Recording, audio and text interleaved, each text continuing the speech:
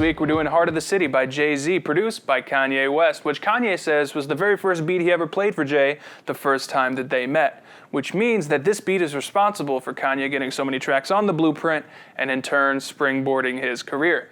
So let's go ahead and hear the main sample for the track from the song Ain't No Love in the Heart of the City by Bobby Bland.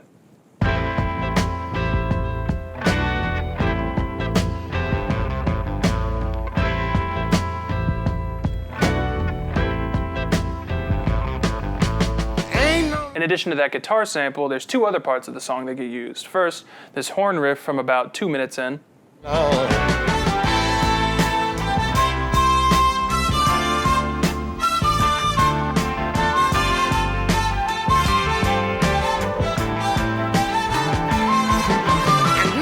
And then this solo vocal section that shows up just a little later. Say there ain't no love in the heart of the city. Ain't no love in the heart of town.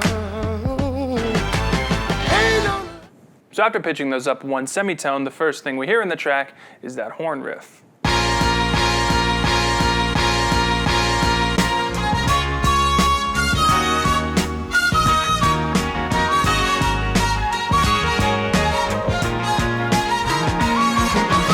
Which segues into that guitar loop.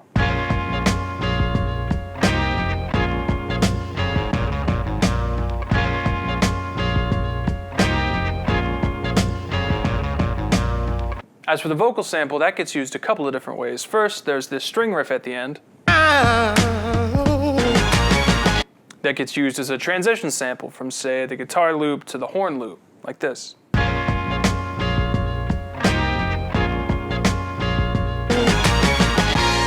It also gets looped on top of the horn sample to make the chorus. Ain't no love in the heart of the city. Ain't no love in the heart of town. And finally, we hear it fully on its own in that breakdown towards the middle of the track. Ain't no love in the heart of the city. Ain't no love in the heart of town. The drums in this track are actually pretty laid back for a Kanye track from this time period. He used to never leave open space in his patterns. Things would just be super busy all the time. But in this case, he kept things simple and let the sample really do the heavy lifting. So we've got a kick, a hi-hat, a snare with a couple layers, a clap, and of course, a bongo. So let's hear that main drum pattern on its own, then I'll bring the sample in and we can hear them together.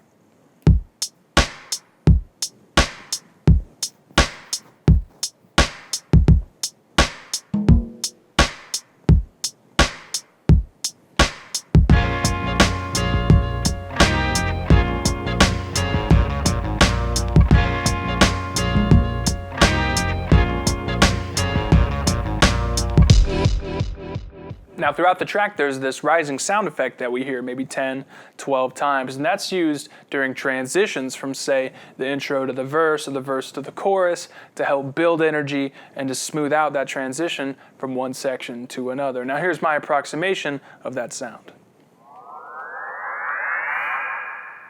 Now it doesn't sound that great on its own, but when you layer it in with the sample and the drums, it really serves the same purpose and definitely gets the job done. So let's go ahead and hear that in context.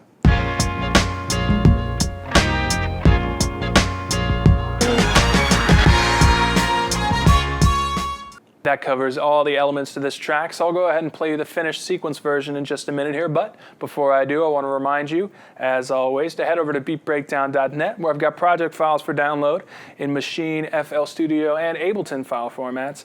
Highly recommend checking those out. A lot of good stuff to learn from those.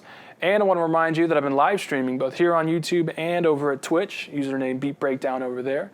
Weekly, we've been doing the beat critiques every Wednesday night, where people send in their tracks, I play them on the stream, share what I think, give you some technical feedback. People in the chat will tell you what they think, if they love it, if they hate it, what you're doing wrong, what you're doing right. A good way to just hear what people think about your stuff, so definitely submit your tracks to those, or if you just want to come by and hear, that's fun too. And that should cover everything, so I'll see you on the next episode of Beat Breakdown.